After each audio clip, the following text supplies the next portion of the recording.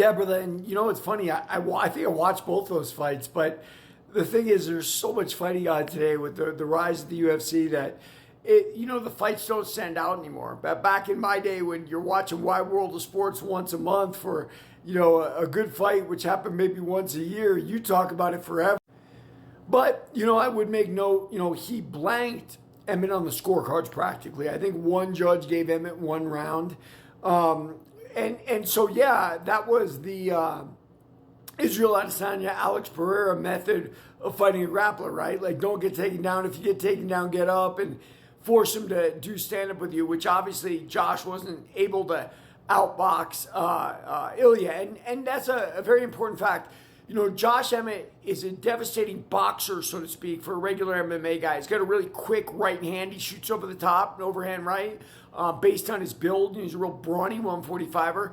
But that doesn't work on a guy who's really, really technically sound in the sport of boxing. That's a little trick that you can beat novices with, and that's where the level of stand-up in MMA was for so long. It's why all the guys floating to the top now are guys who are really, really, really superior in one aspect. Davashiri obviously is superior in grappling, and it makes his striking work, which is really ugly, his striking. With Topuria, Adesanya, and Pereira, obviously it's their striking, whether boxing or kickboxing, depending on the guy, that makes them the man. Now, interestingly enough, he submitted Bryce Mitchell with an arm triangle choke. Now, and I say this as someone who's bad at jiu-jitsu, right? Like, the arm triangle choke is really simple to learn, and it's one of those that just makes sense to everybody. It's not like, throwing up an arm bar necessarily, or even worse, a triangle. It's pretty simple, right? Like, it's a form of kind of a headlock that you kind of get almost instinctively, naturally. It's why Brock Lesnar used it to submit Shane Carwin, right? Like,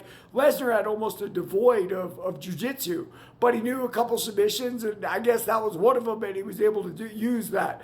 It also shows you how big, when you're talking about a guy like Lesnar, how much size can mean in a fight, right? Lesnar was a great wrestler, right? But it was his size that made him devastating to guys like Randy Couture and, other heavyweights that had to deal with him. Frank Mir in the second match. So anyway, yeah, absolutely. Listener, I think Topuria, he may be as close to the full package as we're going to get for a really long time. So, I'm excited. I'm excited to watch it. I want to see what happens, though, when a real good Muay Thai type stylist takes on Topuria. Now, some would say that's Charles. Well, Charles is really good at knees and elbows. I know that.